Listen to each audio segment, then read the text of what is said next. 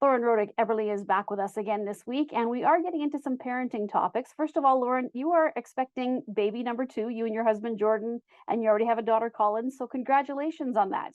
Thank you. We're very excited to meet the newest member of our family. Well, let's talk about that, Lauren. You've had the chance now to have your first child, and lessons are learned and things are tried. So, how do you go about preparing for baby number two? Yeah, a lot of lessons learned. You're right. And also a very different experience because when our daughter was born, it was March 2020. So it was right at the start, at least in America and in New York where we were, of the pandemic. And we didn't have that support or that village that you normally have around a child, even down to that we weren't ordering food or having people deliver food to our door in casseroles and that kind of thing. So, kind of pros and cons of that is that we really learned that we really loved that intimate family time. And that's something that we want to make sacred for this next baby. But at the same time, there is parts of our village that we would like to have for this next baby, such as help with our older daughter so that she transitions well, and food. Food would always be nice.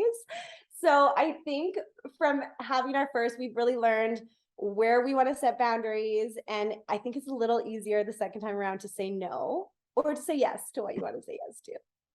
Well, and how do you prepare your daughter for the fact that there's going to be another sibling in the house? I know a lot of people think that it's an easy thing, but until the baby arrives, I guess you never really know how your other children or child is going to react. So, what have you been doing to help your daughter kind of understand that there's going to be another person in the house that's going to stick around for a while?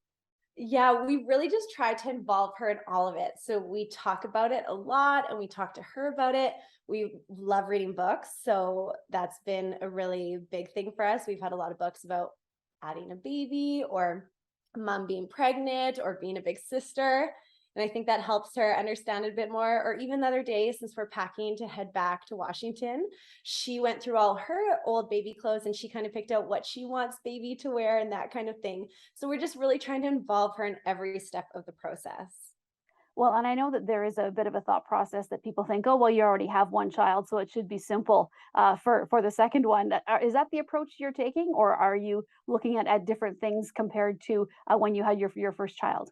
In terms of stuff, I would say it's a lot easier because I don't think you need much. I really think less is more when it comes to kids. But when you are starting off, you don't have car seats or strollers or bassinets or any of those things. So now we're in the boat where we have all of that. So there's very little that we need to actually go out and purchase for this child. So that's a big difference the second time around.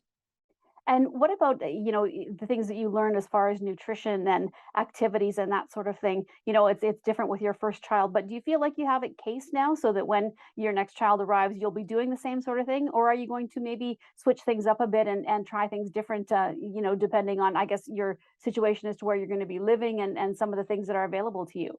Yeah, that's a really good point. A lot of those things I feel like will just be a bit more second nature now. There's not much I want to change, but there are some interesting things that I want to try that maybe people think I'm a little out there. With this baby, we're talking about doing a little bit of part-time elimination communication. I don't know if you know what that is. That might be another episode. It's basically where you're allowing the baby to use a little potty from birth. So we're thinking of doing that just part-time. They'll still have cloth diapers on and that kind of thing in the meantime. But so there's some kind of unique things that we're able to try because we feel more comfortable in the other areas. What about resources for parents who are looking? And I know that even though you have one child and others are in the same boat, it's still good to have a look at maybe some things that have changed. And as you said, Collins was born with the pandemic, so things are so different. So, what would you recommend if people are looking for resources just to help out with the preparation of a second child on the way? Oh, that is such a good question. I share a lot of books on my website of parenting books that I've enjoyed.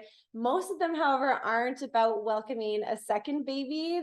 I find a lot of the books you read end up still being as if you're welcoming your first. Not that those can't be great books as well.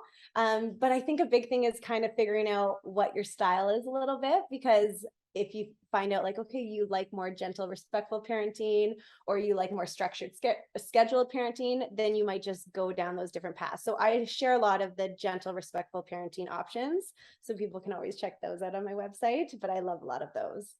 All right, Lauren. Well, thanks again for joining us. And if anybody does want to reach out to you, again, what is the best way to reach you on your website and social media? Yeah, so my website is laurenrodych-eberle.com, and same thing on social media. It's at Lauren Rodych-Eberle. All right. Well, thank you so much for speaking with us today, Lauren. Thank you.